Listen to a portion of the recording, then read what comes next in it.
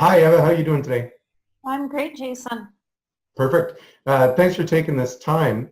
I know we were talking earlier, and we were talking about the challenges that business for self people are having today. Anybody who basically runs their own business. Maybe can you start off by explaining why people are having these challenges?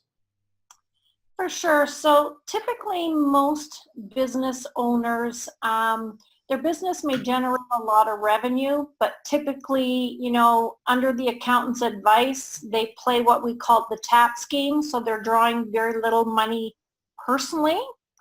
And unfortunately, when OSFI brought those guidelines out in 2016, any money that you draw from your business, whether it's 30,000 or 50,000, that's what you get to use to qualify, rather than say the 100 or 200 that your business is generating. Okay, perfect. And last time we spoke, you had said that it's not the end of the world because there are three different options out there. Do you mind if we just go over them?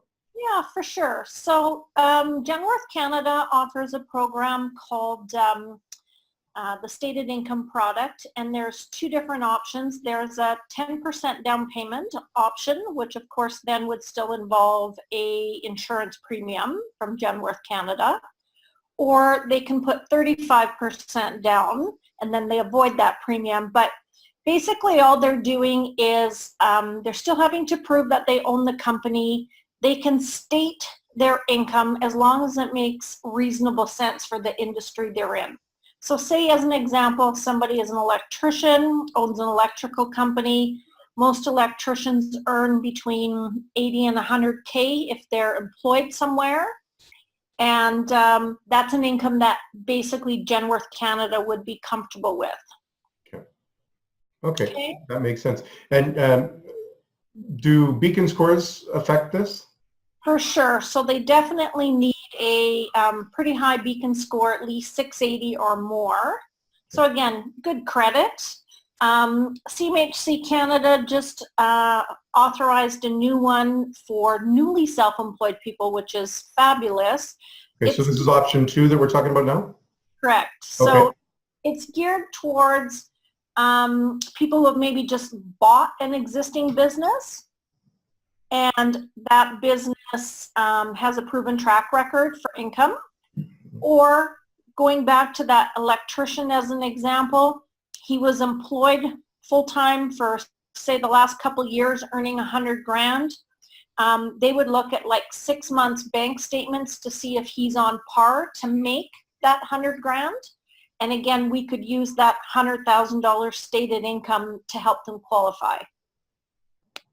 Okay, perfect. Yep. And so what's option 3 then? Now, option 3 is the guidelines become a little more loosey-goosey, as we call it.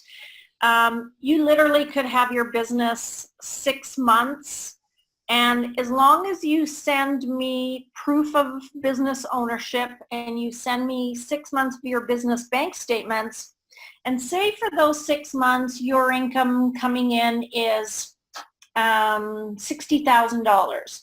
We basically double that income to say that the revenue generated in your company is now $120,000. And from that, depending on your industry, what would your write-offs be? So say we write off $20,000. I could use $100,000 as their income to help them qualify. However, they have to put 20% down. And they're typically there, well, there is a 1% lender fee that the lender charges. So they're avoiding a CMHC premium, which is great. Your interest rate is about a percentage point higher than if you were actually verifying your employment income. But it's great for companies who maybe have just started out, they don't have any business financials, no proven track record. It's a great program. We do a lot of business for self clients through there. Perfect. And they can always, after a period of time, move to a more traditional mortgage, correct, with lower rate? Absolutely. They just have to be drawing that business income personally. So of course, most business owners, your tax accountant is going to say, what do you need to draw? Because of course, if you're debts are minimal, and most business owners do play that tax game. They can move over, but they have to understand they have to draw more personal money and then pay a higher tax rate personally. So sometimes it's kind of really beneficial just to pay a percentage point higher on an interest rate and don't send your money to Revenue Canada. No, that makes sense. So also, all three of these options still require good beacon score, though. So good credit. Yeah. So every single one of them requires a good credit score. Again, especially when you're doing stated income of any type, it's truly based on some repayment history, and it shows that you do pay your bills on time. No, that makes sense. If I loan money, I would want to make sure that I was going to get it back as well. Absolutely.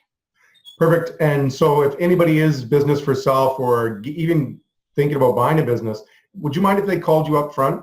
Ask you a few questions? Yeah, they can reach me at my office anytime, 780-244-0505, or just drop me an email to eva@mortgagetailors.com. Perfect. Well, thanks for your time, Eva. This is very informative, and it's nice to know that there's some options out there for the business for self. Thank you. Have a great day, Jason. Thanks.